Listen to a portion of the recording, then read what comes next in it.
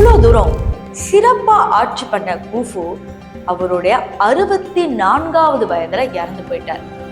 ஆனா அவர் இறந்து போறதுக்கு முன்னாடி எந்த ஒரு எகிப்திய அரசர்கள் பண்ணாத ஒரு அதிசயத்தை தான் அந்த பிரமிட்ல பண்ணிட்டு போயிருக்காரு.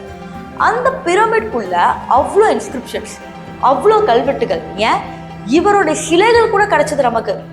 ஆனா இவருடைய மம்மி எங்கன்னு ஒரு விஷயம் கூட கண்டுபிடிக்கவே முடியல.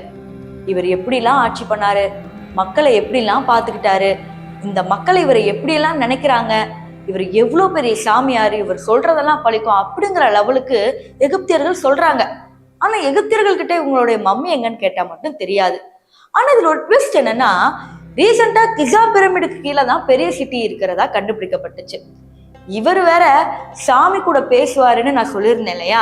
இப்ப எகிப்திய மக்கள் என்ன நினைக்கிறாங்கன்னா, இவர் அப்பவே அந்த காலத்திலேயே சாமியோட பேசி சாமியோட மகனா இருந்தவர்.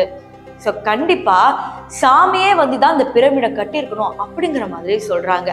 அதுக்கு ஏத்த மாதிரிதான் இப்பயும் நடந்திருக்கு. ஏன்னா நம்ம இதுக்கு முன்னாடி பிரமிடோட மிஸ்ட்ரீஸை போடும்போது உங்களுக்கு கரெக்டா சொல்லிருப்பேன், லைட்டோட ஸ்பீட்ல பிரமிடை கட்டியிருக்காங்க அப்படிங்கிற மாதிரி.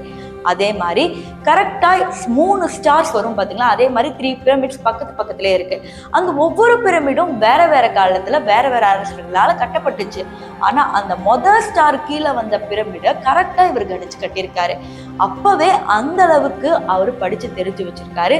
இதையும் தாண்டி கடவுளோட சக்தியும் இவருக்கு இருந்திருக்கு அப்படிங்கிற மாதிரி தான் பல இன்ஸ்கிரிப்ஷன் சொல்லுது.